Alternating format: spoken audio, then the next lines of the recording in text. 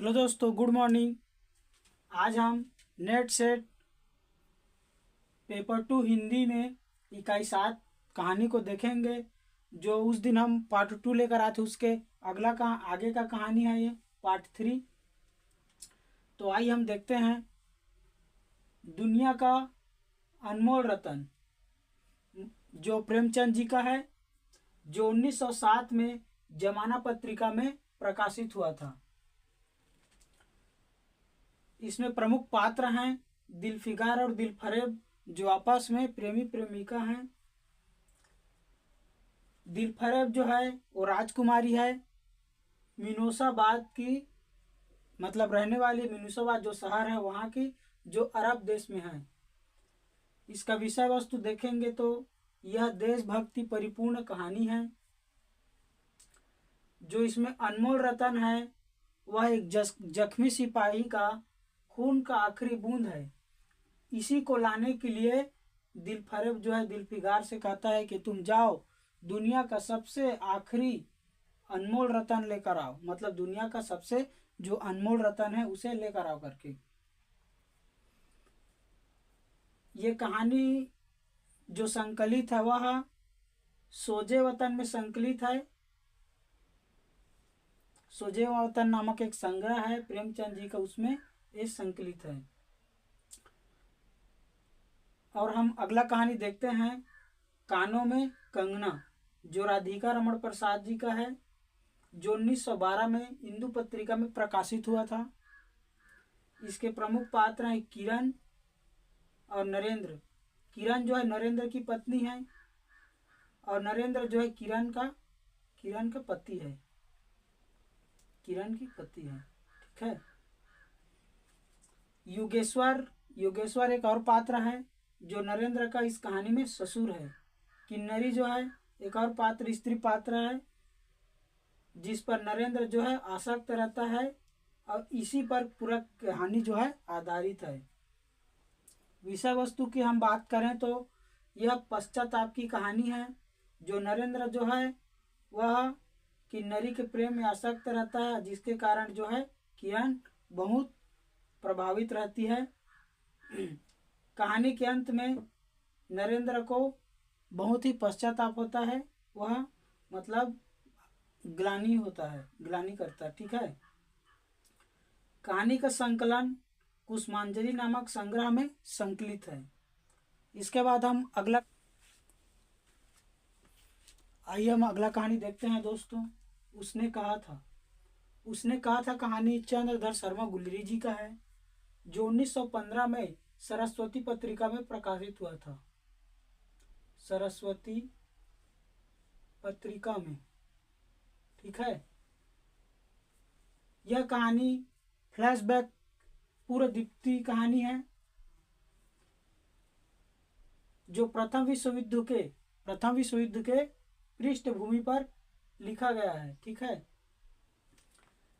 इसके पात्रों की बात करें तो हम लहना सिंह है, जो होरा का प्रेमी है, जो सिख राइफल जमादार नंबर 70 पर पदस्थ। ठीक है। होरा जो है लहना सिंह का प्रेमिका है, जिसका जो सूबेदारनी है। जब उसका शादी हो जाता है किसी सूबेदार से तो उसका नाम क्या होता है? सूबेदारनी। प्रथम मिलन लहना सिंह होरा का बचपन में होता है, जब वो लहना सिंह की उम्र 12 वर्ष का था और होरा की उम्र 8 वर्ष का थी। ठीक है। दुकान में जब ये दही और बड़ियाँ लेने के लिए दुकान में जाते हैं अमृतसर का, वहाँ पर इन दोनों का प्रथम बार मिलन होता है। वहीं पर लहना सिंह कहता है होरा से कि तेरी कुड़माई हो गई है, जिस पर उसे जवाब में मिलता है धत। होरा जो है लहना सिंह जब उससे कहता है कि तेरी कुड़माई हो गई है करके, तो होरा जो है धत कहकर वहाँ से चली जाती है। जब उन लोगों का उम्र लहना सिंह का 12 वर्ष और होरा की उम्र 8 वर्ष का था। और हजारा सिंह एक और पात्र है, जो होरा का पति है, ठीक है। फिर बोधा सिंह, बोधा सिंह जो है हजारा सिंह और होरा का क्या है, पुत्र है। इसी को बचाने के लिए जो है होरा ने मतलब सूबेदारनी ने लहना सिंह को कहता है कि तुम मेरे पुत्र का रक्षा करना, एक बार तुमने मेरी जान बचाए थे तो दूसरी बार मेरे पुत्र को जान बचाना करके। उसके बाद वजीरा सिंह है, किरत सिंह है, पलटन पलटन है। विषय वस्तु की बात करें इस कहानी का तो यह आत्म बलिदान आत्म त्याग के कहानी है, जिसमें होरा ने अपने पुत्र के रक्षा करने के लिए लहना सिंह से कहा था, जिस पर लहना सिंह ने अपने बलिदान देकर क्या है बोधा सिंह का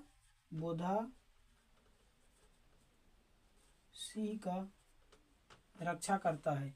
इसी को वह कहता है कि तुम जाकर उसे कह देना जो उसने कहा था उसे मैं पूरा कर दिया करके। जब वो अंतिम सांस गिन रहा होता है तो कहता है कि तुम उसे कह देना कि उसने जो मुझसे कहा था कि मेरे पुत्र का रक्षा करना, तो उसे मैंने पूरा कर दिया करके। इसी पर एक कहानी पूरा आधारित है। अब इसके बाद हम अगला कहानी देखेंगे दोस्तों।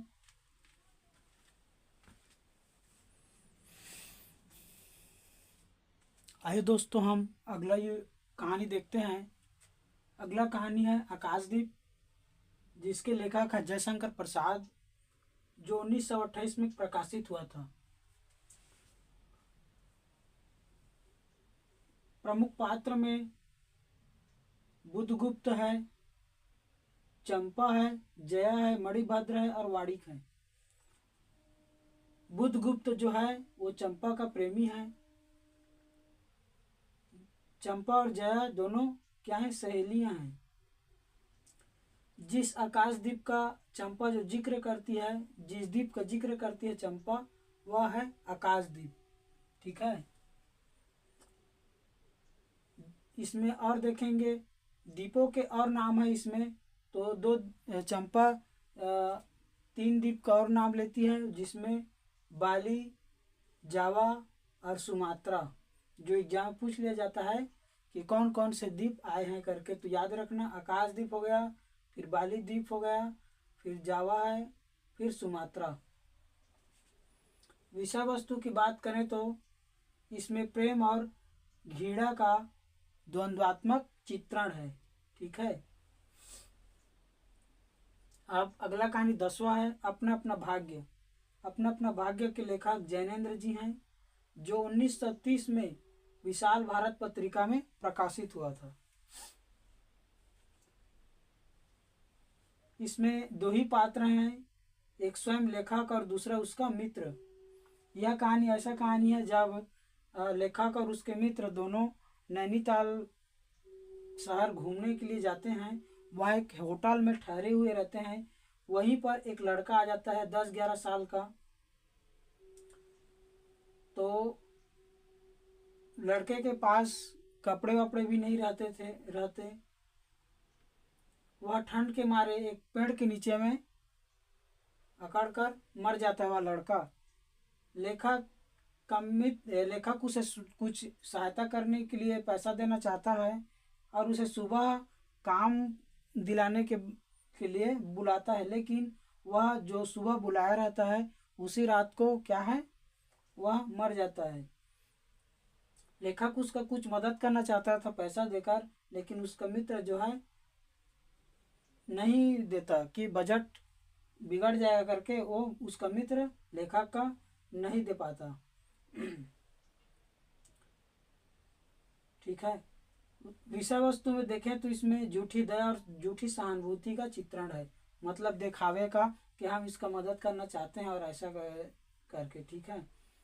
यह कहानी वातायन नामक कहानी संग्रह में क्या है, संकलित है।